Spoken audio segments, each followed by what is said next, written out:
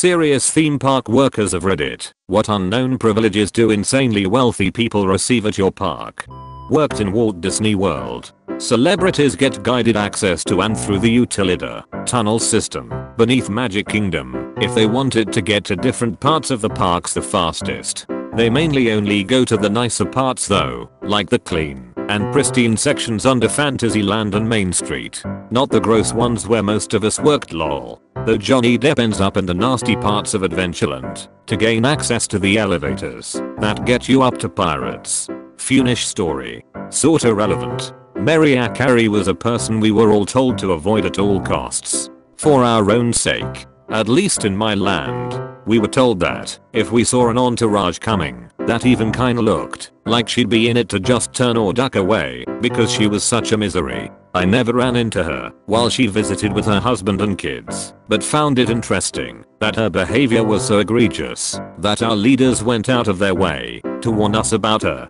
Worked at WDW also. Kids between 1-year-old and 16-year-old with wealthy parents would sometimes rent out entire theme parks. One time, Hollywood Studios was rented out to a kid who was I believe turning 8.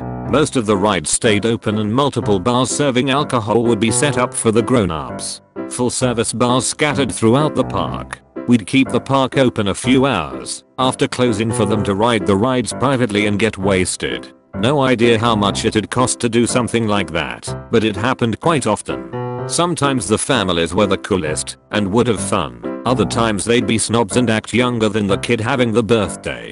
For the families who were fun, the employees were usually a lot more relaxed due to no crowds and would have fun with them too. In some cases, the group would be on one side of the park and we'd be sending empty ride vehicles around just waiting for them to show up.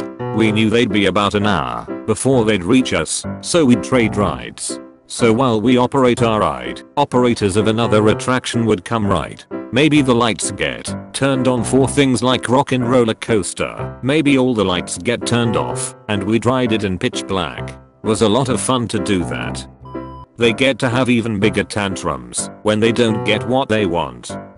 I worked at Six Flags. As most people know, theme parks have different tiers of tickets you can buy which entitle the customers, or guests as we call them, to certain privileges. That is, base ticket for entry is $45, early admission / base season pass $60. What a lot of people don't know is that we had a tier of ticket that started at $500 that gives you a corporate escort that will allow you to cut in at any line at the park 2, unlimited food and drink 3, unlimited re-rides without needing to exit for another guest first 4, a private air-conditioned lounge area where you can rest. I work at Universal Orlando and have been for a few years now. We have 2 different types of VIP tours. Ones that are non-private. You share the tour with another group or 2 that start at around $300 minus park admission, and then private tours, just your party, that start at around $2,500. The latter group is usually celebrities or families that don't want to deal with crowds or waiting in line. They get taken through VIP staircases. If they're celebrities, they'll travel backstage to avoid crowds. They won't use public restrooms, but rather our employee restrooms.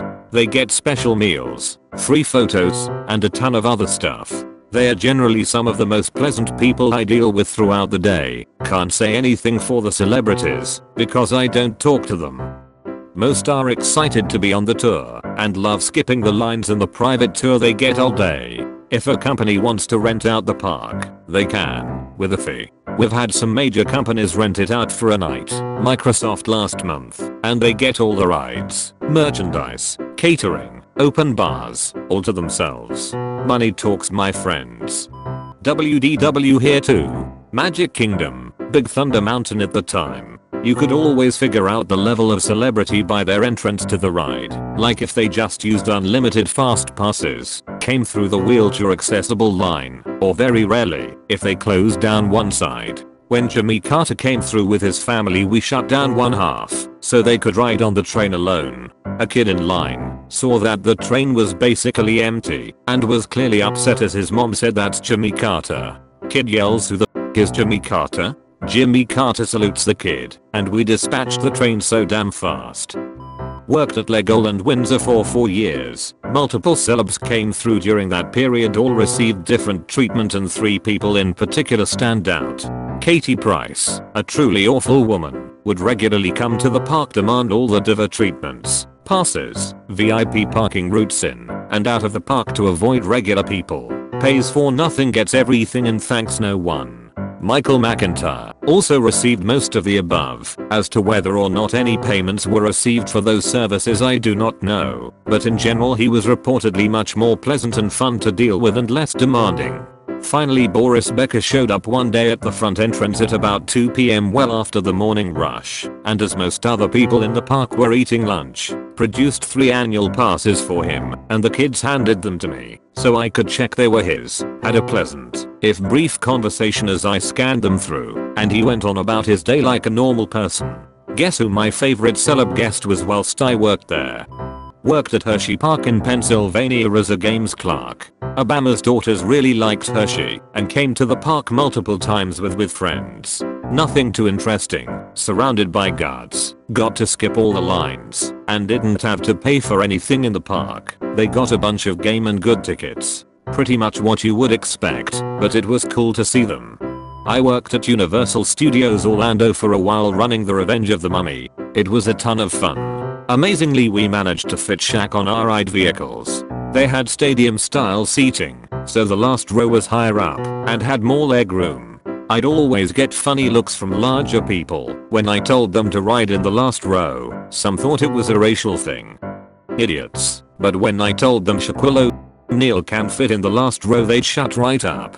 To everyone wondering how Shaq fit and doesn't get what I meant by stadium style seating, the floor of the ride vehicle is at the same level, but the seats in the rear are higher up so everyone has a good view of the ride/show. So in the back row you have quite a bit more legroom than the first row. Even larger people, not Shaq style large, had an easier time fitting in the last row. Worked in WDW, first in resorts and then in the parks. The only major difference I witnessed at the resort was when we set up a late check-in, 11 PM, and cleared the lobby for it. It wasn't even that big of a deal because there were only a couple of people hanging around that late and the store/QSR was closing down for the night anyway. In the parks, it differs by who the VIP is and what they decide.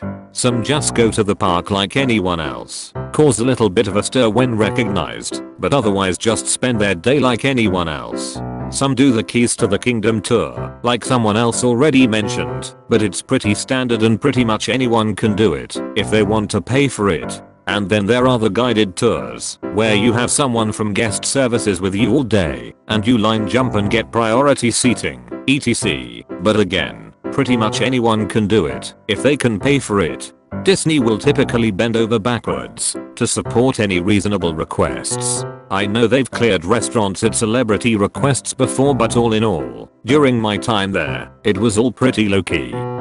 I worked security at a theme park that hosted Cody Simpson for a concert. Apparently he's the Australian Justin Bieber, a title I'm sure he loves. Anyway, somewhat famous I suppose. After the concert, he and his entourage got escorted around the park by several of the security staff and I, while surrounded by several of his own private large security guys. When he saw a ride he wanted to ride, we walked him up the exit stairs, and he got the ride. Not a huge perk, I realize. It was probably pretty nice to bypass every line while being paid a handsome fee for being there. Most themes parks are also available to buy out for the day. Usually that was just companies having an annual event, but when they only bought a partial day, the park closed early and all the regular guests, anyone without an armband usually, were booted out. I wish I knew what that cost, but it's probably pretty expensive considering the hundreds of employees and utilities it must take to run a theme park. Money talks at theme parks.